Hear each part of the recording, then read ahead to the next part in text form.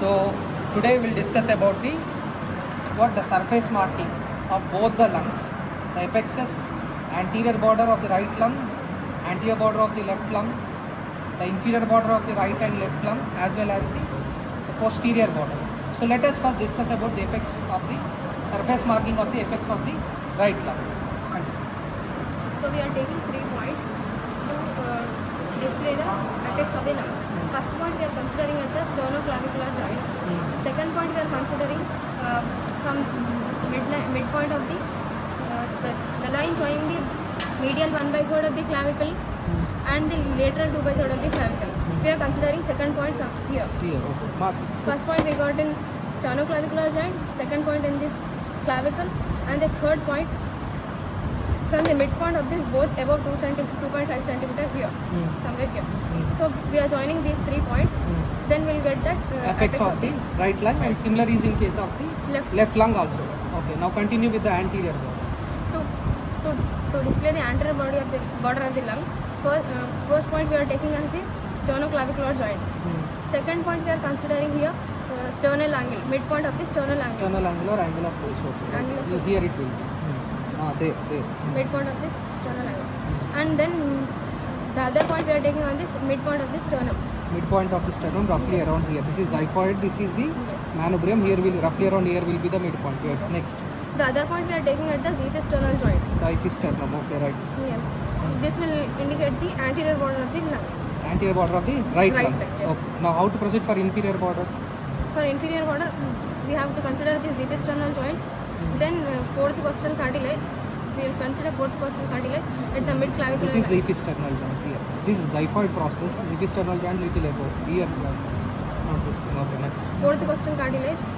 Fourth or Sixth costal cartilage. Tip of the sixth costal cartilage. Mid clavicular line. Mid clavicular line. Okay, this is one point. Mark a point here. Little bigger point. Okay, you can use a scalpel. This is the next mid clavicular line, tip of the sixth costal cartilage. Yes. Next, The other point on the eighth costal cartilage. eighth costal cartilage along the mid axillary line. Along the mid-axillary line. Okay, this is sixth. Here, this is here it will be. There. Put a mark with scalpel. Okay, that is along the eighth costal cartilage. This is the anterior border and this is the inferior border. Joining the xiphisternal joint and the C6 vertebral joint. Sixth costal cartilage, mid clavicular line, sixth costal cartilage, mid axillary line. It is the eighth costal cartilage. Now come to the left side. Okay, first for the marking of the anterior body of the left lung, we'll consider sternoclavicular joint first, and then we'll go for this point of the Medial 1/3 and the lateral 2/3.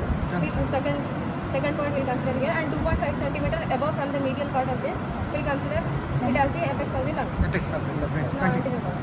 And for the anterior border, we will consider the sternoclavicular joint, and then Here, this side.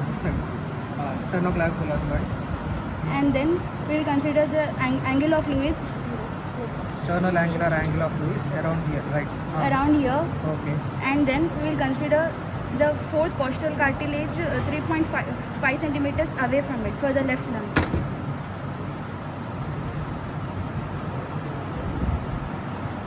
Not on inches, centimeters is there on this.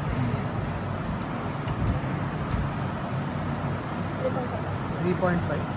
Around that. From here. There. 3.5 centimeters. Oblique. Right. Around there. 3.5 centimeters from the fourth costal cartilage, and This then is this what is this? Angle Angle of Lewis. Go little obliquely, not exactly like straight. Straight now 3.5 centimeters. Around there, like that. Yes. Next. Okay. Next. and from the sixth cartilage we will go 4 centimeters away. Okay. This here will be the sixth costal cartilage, 4 centimeters away. 4 centimeter away. Put a point over here. Here. There you. So joining these two lines, it is taking a lateral deviation here. Yes. Okay. In case of right lung, it is straight like this. till the tip of 6th costal cartilage, but in case of left lung it is about 3.5 centimeters away from the left costal cartilage, that is the anterior border of the left lung. Okay, next. Then for the inferior border, from the mid-clavicular line, go away to the 6th costal cartilage Yes. midway. Here. Midway. So here with this will be the one more marking. See here it is the anterior border, from here to there it will be the inferior Inferior border. The mid-axillary And- line, what is the level? 8 cartilage. 8th costal cartilage, it will be around, this is 6 means around here it will be the 8th rib, not costal cartilage, it will be the 8th rib. Here. Okay, 6. So there, little below, right, that will be the 8th costal cartilage. And for the posterior border, from C7 vertebra, go 2 centimeters lateral, and from the T to 12, 2 centimeters that will be there for lateral. the posterior border. So the reason for this deviation, in case of anterior border it is straight, in case of anterior border of right lung it is straight, anterior border of left lung it is deviated, not at the level of 6th costal cartilage, 3.5 centimeters away from the 6th costal cartilage. The reason is because of the presence of the the heart, that is while percussion we get the, this is the area we calling it as the area of the cardiac dullness. Okay, so this is the surface marking of our both right lung and left lung, apex, the anterior border, inferior border and the posterior border.